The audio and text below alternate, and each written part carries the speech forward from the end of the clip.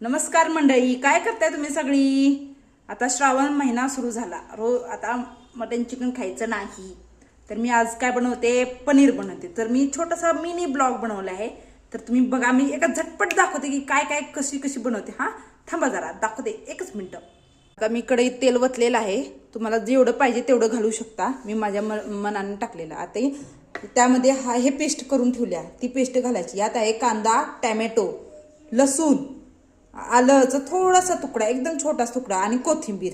हा, ती पेस्ट करून घेतलेली आहे. त्या तेलामध्ये हा मसाला घालायचा.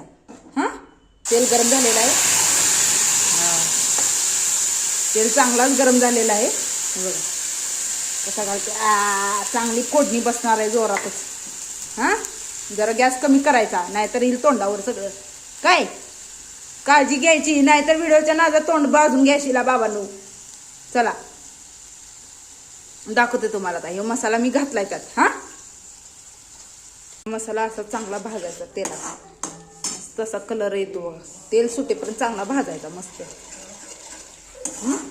गॅस फास्ट करायचा आणि चांगला भाजायचा, असा चटका द्यायचा जोरात. त्याच्यानंतर हे झालं की त्याच्यानंतर हे बघा, हे आहे पनीर टिक्का मसाला.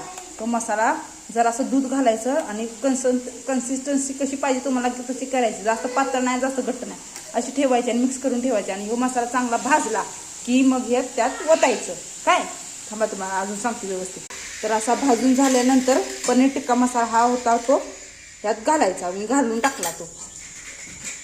असं चांगला चांगला भाजायचा. सगळं मिश्रण एकत्र करायचं.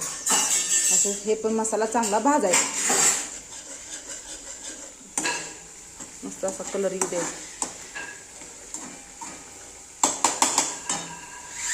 मसाला घालून झाल्यानंतर ही आपल्या घरची चटणी आहे, जी महाराष्ट्रात फेमस आहे. आपण घरी बनवतो ती चटणी घालायची. आपल्याला तिखट पाहिजे तर तिखट, आम्हाला लागतं तिखट, आम्ही घालतो तिखट जास्त. तुम्हाला जेवढं पाहिजे तेवढं घ्या. जास्त मिळमिळीत पण चांगलं लागत नाही. जर कुणाला आवडत नसेल तर कमी तिखट घाला. नाही बघा, हां असं घालायचं भरपूर. आता हे मसाला, हे पण चटणी चांगली भाजायची. छान कलर आलेला आहे, लाल बुंद असं छान मस्त तिखट असं चांगलं आलं. तेल चांगला चरचर चरचर भाजायचं. असा तेल सुटलाय बघा त्याला मस्त असा चरचर चरचर असं भाजून झालं की यात पनीर वतायचं. पनीर घालायचं, वतायचं नाही, घालायचं. हे पनीर घातलेलं आहे. आता हे सगळा मसाला एकत्र करायचा. त्याला मस्त असा एकत्र करून घ्यायचा. कसा छान दिसतोय, मस्त हॉटेलसारखी झाली आहे. तुम्ही पण तुमच्या घरी ट्राय. मिनी ब्लॉग कसा वाटला तुम्हाला नक्की सांगा कमेंटमध्ये.